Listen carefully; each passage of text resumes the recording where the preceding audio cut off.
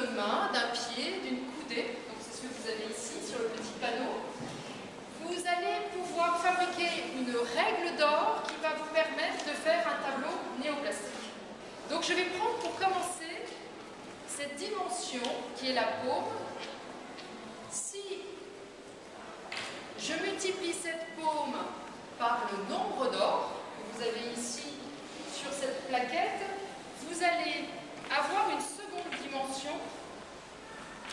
qui est ici présente. Vous suivez au fur et à mesure, qui est la palme. Vous multipliez cette dimension par le nombre d'or et vous allez obtenir l'empan. Vous multipliez cette dimension par le nombre d'or et vous allez obtenir le pied. Donc j'ai besoin d'un pied. Ah. Vous multipliez le pied par le nombre d'or et vous obtenez la coudée. Ah. Et maintenant que j'ai une dimension parfaite de Gérard, donc le Gérard d'or, les trois couleurs primaires, c'est tout simplement parce qu'il ne s'agit de couleurs non mélangées, de couleurs pures, qu'on ne peut pas obtenir avec le mélange d'autres couleurs, et ce sont donc les premières couleurs. Chaque couleur a une densité colorée différente, et donc va être choisie, sa surface va être choisie en fonction de sa densité.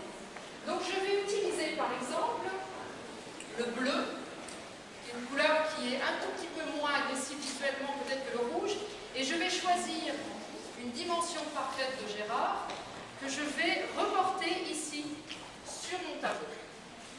Je vais avoir besoin de découpeurs parfaits. Tenez-vous prêts. La troisième couleur qui va être le rouge, et là je vais lui donner, comme dans le tableau de Jean Morin, une toute petite dimension. Donc je vais prendre la plus petite dimension, je vais prendre sa paume. Et grâce à ces trois couleurs, définies par le nombre d'or de Gérard, je vais donc avoir trois formes parfaitement harmonieuses. À partir de ces surfaces, puisque comme vous voyez dans un tableau néoplastique, les surfaces sont elles aussi parfaites, la touche de l'artiste n'est pas visible, elles sont simplement mises en aplat, puisque le tableau se voulant être universel, il ne doit pas y avoir de subjectivité de la touche. Donc mes scotches de couleur vont très bien pour cette idée, puisqu'ils n'évoquent aucune personnalité particulière. Je vais donc avoir mes trois couleurs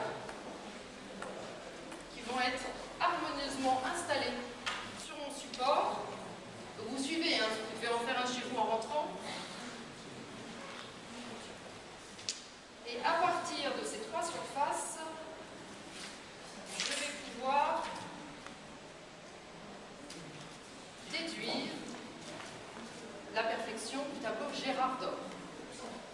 Alors vous vous dites, mais il manque quelque chose, il manque la verticalité et l'horizontalité, puisqu'en fait cette perfection est calée sur deux grandes dimensions, deux grandes directions, la verticale et l'horizontale, qui vont bien sûr permettre d'avoir un tableau absolument harmonieux.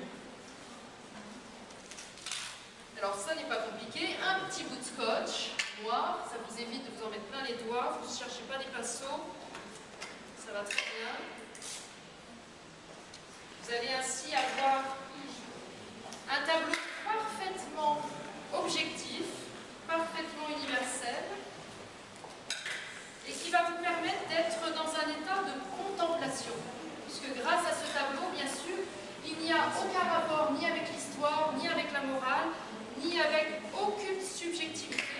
Et ainsi, vous allez avoir un tableau qui va être absolument parfait. Donc je suis fière, Gérard, de vous offrir votre tableau que vous pouvez accrocher dans votre cuisine.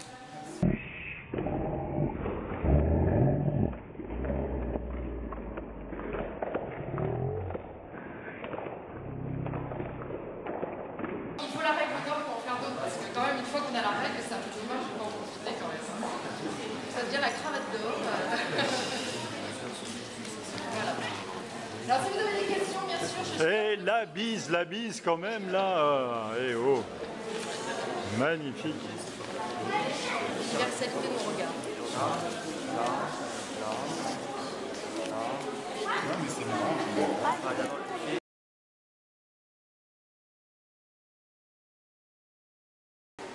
prenez en fait la manière dont l'escargot se déploie, chaque écart, vous avez vu, est de plus en plus grand.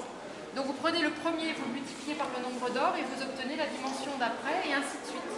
Donc tous ces chiffres en fait ont été trouvés dans la nature, notamment par les grands philosophes de l'Antiquité qui ont déduit ce nombre d'or et qui va être utilisé de manière récurrente selon différentes époques, à différentes époques, mais aussi bien pour la construction, pour les bâtiments, pour l'architecture.